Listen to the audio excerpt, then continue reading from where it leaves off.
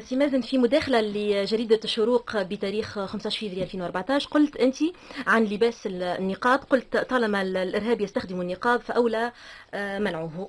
إذا أنا نقول، هل ترى أستاذ أنه الآن الموقف الأمني، ربما الوضعية الأمنية الداخلية تحتاج منا أنه نمنع لباس النقاب؟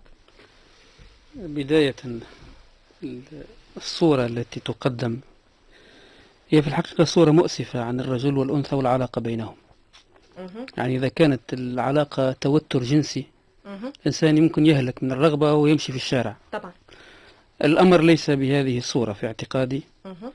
الأمر أنه الدين الإسلامي لديه قضايا أهم من هذا، وإن كان هذا طبعا موضوع مؤصل في الكتب. طبعا أختلف مع الشيخ في ما أورده، لأنه لدينا مراجع وغيرها. الحجاب عند أئمة الفقه هو العورة حددت بالكفين والوجه.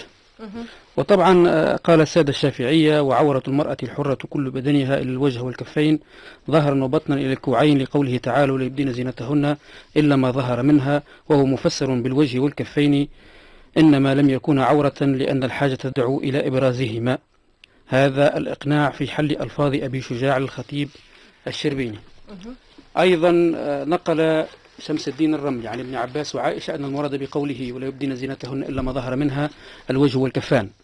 وقال السادة المالكية في بلغة السالك لأقرب المسالك للشيخ أحمد الصاوي بحاشية الدردير: ويجوز النظر إلى الوجه والكفين ولا فرق بين ظاهرهما وباطنهما بغير قصد لذة ولا وجدانها وإلا حرما. وقال السادة الأحناف، والمرجع هنا اللباب في شرح الكتاب الميداني الحنفي: وبدن المرأة كله عورة إلا وجهها وكفيها باطنهما وظاهرهما الأصح. وهذا تنصيص على أن القدم عورة، ويروى أنها ليست بعورة وهو الأصح. وقال السادة الحنابلة: الروض المربع شرح الزاد المستقنع للبهوتي، قال السادة الحنابلة: كل الحرة عورة إلا وجهها. وقال الشيخ منصور البهوتي الحنبلي: وتكره صلاتها في نقاب وبرقع لأنه يخل بمباشرة المصلي بالجبهة والأنف ويغطي الفم، إلى غير ذلك. طبعا هذا كان قال الشيخ علي محمد المنتصر الكتاني: والمرأة كلها عورة ما عدا وجهها وكفيها تصلي المرأة في خمار. عندنا حتى قصص في أيام الصحابة، وهذه الأشياء طبعا يمكن أن يرجع إليها، مثل قصة المرأة الخثعمية التي جاءت إلى رسول الله صلى الله عليه وسلم. وهذا طبعا أخرج البخاري ومسلم ومالك وأبو داود والنسائي والدارقطني وأحمد من طريق ابن عباس قال: جاءت امرأة خثعمية غداة العيد فسألت رسول الله صلى الله عليه وسلم بقولها: يا رسول الله، إن فريضة الحج أدركت أبي شيخا كبيرا ولا يستطيع أن يثبت على راحلة فأحج عنه. قال: حج عنه. قال ابن عباس: وكانت شابة وضيئة فجعل الفضل ينظر إليها فأعجبه حسنها فلوى رسول الله صلى الله عليه وسلم عنق الفضل. وعند الترمذي من حديث علي قال العباس: يا رسول الله، لم لويت عنق ابن عمك؟ قال: رأيت شابا وشابة فلم أهمن الشيطان عليهما. مما يعني، قال ابن عباس: وكان ذلك بعد آية الحجاب. فهذا يعني أنه لو كان الأمر بأن وهي محرمة بالحج، وهي محرمة بالحج، لا يجوز لها أن تكشف وجهها وقتها. لا ليس الحج. نعم، لا ليس الحج. تسفيه في موسم الحج وقتها. ما قلنا عاد احنا عندنا قصص كثيرة، مش نرجع نبدو تولي مناظرة، مش هذا. المسألة انه وغيرها من الاحاديث والقصص في المرأة التي كانت تصلي وكانت وضاءت الوجه، وكان بعض يتأخر في المسجد والآخر يتقدم كي لا يراها إلى غير ذلك. والنبي عندما قال: تصدقن، وكانت امرأة سعفاء أي خدها فيه سواد، وكيف عرف. وكثير من القصص التي تبين أن الصحابة وصفوا وجوها معلمة. يعني ذكرنا ذلك. المسألة الحكم الفقهي الواضح هو، خلينا نوضحه، هو مباح ليس فرضا وليس ممنوعا. وحتى المرأة في أنها في الحج في الإحرام تنزع النقاب والقفازين يثبت أن هنالك من اختارت ذلك، وفرض على نساء النبي خاصة. وفي القصة الأخرى خروج النساء الحرائر والإماء، فجاءت آية أن يضربن بخمورهن أو أن يدنين من جلابيبهن، جاءت للتمييز بينهن، وكانت هنالك سفهاء في المدينة، والقصة معلومة في الكتب. إذن هو في الإباحة، وما دام في الإباحة ففي عهد السلطان عبد الحميد الثاني منع. الحكم القاعدة الفقهية تقول: درء المفاسد أولى من جلب المصالح. منع لأن البعض كان يستخدمه في الإجرام وغير ذلك، فصدرت فتوى في هذا الأمر. مما لا يعني فرض، مما لا يعني، هنا نتكلم بعد تجاوب مثل، مما لا يعني الفرض بالقوة. فالإشكال فقط أنه عندما يصور أن الأمر هو كل العفة وهو كل الصيانة، صيانة الأخلاق بمناهج في الأخلاق وليست بلباس النقاب، وصيانة المشاعر وصيانة العلاقة بين الرجل والمرأة والعلاقة الاجتماعية ليست مرتبطة بالشهوة وبأنها تثير أو لا تثير. نعم. صحيح أن البعض ذهب إلى ابن عباس في عن أنها تنظر بعين الواحدة إلى غير ذلك. طبعا هذا من الغلو، والدين ليس بدين غلو، إنما الدين دين يسر. وهنالك في التاريخ حتى يتكلم عن ذلك الدسوقي أن الأقوام الذين هم من عادتهم فعل ذلك، مثل ذكر جبل النفوس بالمغرب فيجوز لهم ذلك، ينزع إلا في الصلاة. ولكن هذا كله، هذه القضية كلها لابد أن تعالج من أبواب فقه الواقع الآن. هل نحن اليوم في فقه الواقع إشكاليتنا الكبرى في العفة، في الاجتماع، في علاقة الرجل بالأنثى، هي أنها تحلب النقاب؟ نحن مع الحجاب، ونحن مع العفة ومع الحشمة، بل ونقول أيضا أن حتى المرأة الغير محجبة لا نقول عنها كما قال ذلك الأزهر في آخر فتاويه، لا نقول عنها أنها فاسقة فاجرة إلى غير ذلك، بل هي مسلمة مؤمنة لها أجرها وإن كانت مقصرة في أمر مما فرض عليها، ولكن لا يلغي ذلك دينها، بل ولا يلغي فضلها، ولا يلغي أنها يمكن أن تكون ذات فضل أكثر من محجبة إذا كان عملها خير. فهذا الأمر إذا ربطناه الآن، خرجنا من جانب الفكر الإسلامي بالوضع الراهن ودخلنا بعض المسائل علم الاجتماع إلى غير ذلك، فإنه فرض نمط معين وإدخاله بشكل أو بآخر قد يؤدي إلى مشاكل. لأنه شوف، الدين دين تعارف، والنقاب إذا ما عمم ينزع التعارف، لا يعرف هذا أخته ابنة حيه إلى غير ذلك. وهذا ولد مشاكل كثيرة جدا، أنا لا أتكلم هكذا من الهوى، ولد إشكاليات كثيرة جدا في مثل هذه المسائل، لأنه الفاسد فاسد سواء تنقب أو لم يتنقب، والصالح صالح في غير ذلك. نحن مع الحشمة ومع الإصلاح الجوهري للذات الإنسانية. صحيح أنه الإسلام حورب في تونس، وصحيح أنه تم حصار وتم ضغط، وهذا حدث في هذه البلاد ونحن عانينا منه كدعاة قبل الثورة وعانينا منه كثيرا. وصحيح أنه كانت المرأة تجر وينزع حجابها بالقوة وتمنع من الإدارة إلى غير ذلك، هذا كان، وهذا كان من عماء الطاغوت الذي نؤمن وجوبا ونؤمن ونصدق أن هنالك من يكره الدين.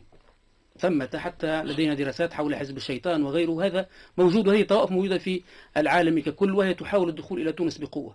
ثمة من يريد نشر البهائية، ثم دين يسموها الدين الإبليسية الروحانية، ثم مناهج أخرى من الشذوذ وغير ذلك وجمعيات، وهذا موجود، ولكن نسبة وجوده ليست بالنسبة الكبيرة، بل إن تلك الحرب على الدين من الذي كان يستخدم بعض الفاسدين في الأمن، ويستخدم بعض الفاسدين في المال، ويستخدم فساد أخلاقه ضمن ارتباط بالصهيونية، هؤلاء ما زادوا الشعب التونسي إلا تمسكا بدينه وحبا لدينه واحتراما لدينه. وصحيح أن هنالك إشكالات كبيرة في مفسدات كثيرة، لكن لا تعالج بذلك الشكل. فالنقاب ما دام مباحا هو ليس حلا، لا ينزع مشكلا ولا يعطي حلولا، وإنما ربما يخلق إشكالات كثيرة جدا، خاصة أن المنقبة هي التي عليها أن تجد طريقة توصلية كي تثبت هويتها في الجامعة، كي لا تضايق، كي لا تسبب إشكالات.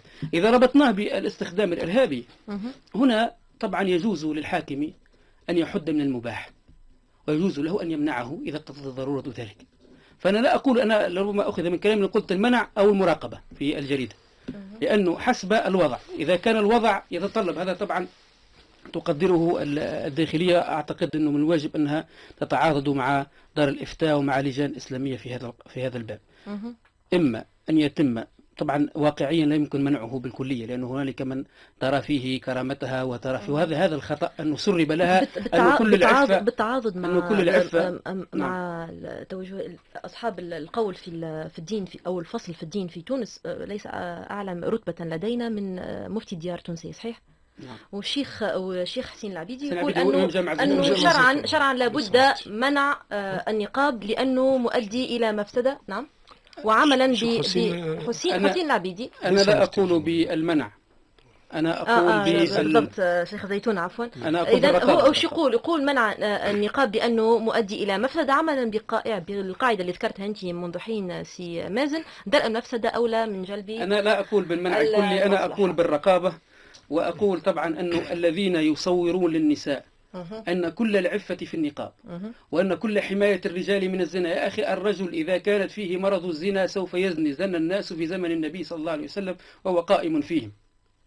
الزنا وهذه أمراض لا تعالج بذلك الشكل. طبعا المسألة أنها عليها أن ينظر إليها من جوانب كثيرة، ولذلك لا أقول بالمنع، ولكن أقول أن التي تعتقد أن النقاب هو فريضة فرضه الله عليها، فإن المذاهب كلها بإجماع أهلها لم تقل بذلك، لم يقل بضرورته الكلية إلا غلاة الحنابلة. وثمة فتاوي طبعا فردية في هذا الأمر ضمن خشية الفتنة، وما قال ابن عباس ذلك إلا خشية الفتنة. واليوم أعتقد الفتن أكبر من ذلك، الفتن في ثم أبواب، لها أبواب في التلفزات ولها أبواب في غيرها، ليست المسألة متعلقة بنقاب. فتعويل المسائل هكذا طبعا أمر غير منطقي، إنما الأمر بالرقابة، والأمر أن يكون هناك مشروع كامل لا يؤدي إلى تصادم. أي باعتبارك خبير في الأمور الأمنية، نعم. أنت تعتبره يشكل خطر حاليا، خاصة نعم. بعد تصريح وزارة قد يشكل خطرا. هنا طبعا دور الداخلي.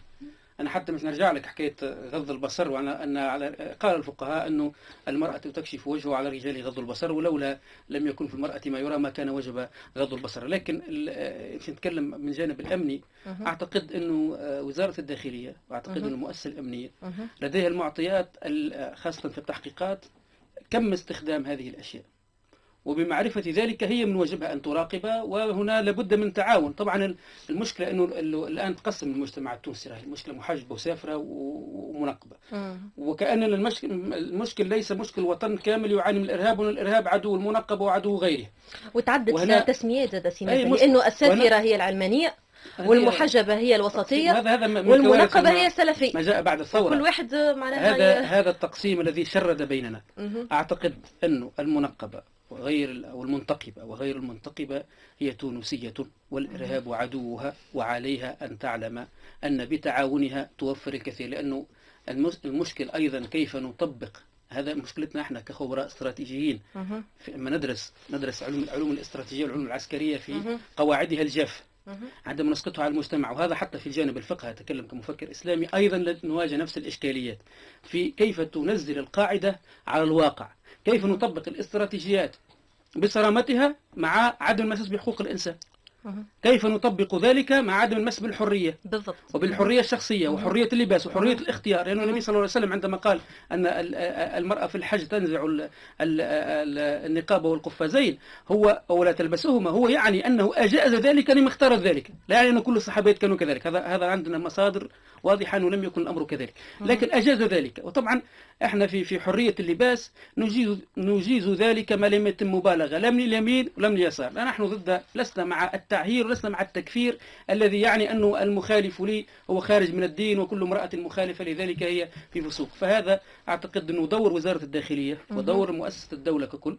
أنها تجد الرابطة وتجد حل هذه المعضلة التي أعتقد أنه لم يقع معالجتها فكريا بشكل صحيح، ولا بد من معالجة فكرية صحيحة تجمع في منظومة الأمن الشامل بين الجانب الديني والثقافي والحضاري، ولا يتم تعويم المسائل ويتم تفسيرها بشكل خاطئ، إن هذا لن ينفع أحدا. هذا والله المستعان.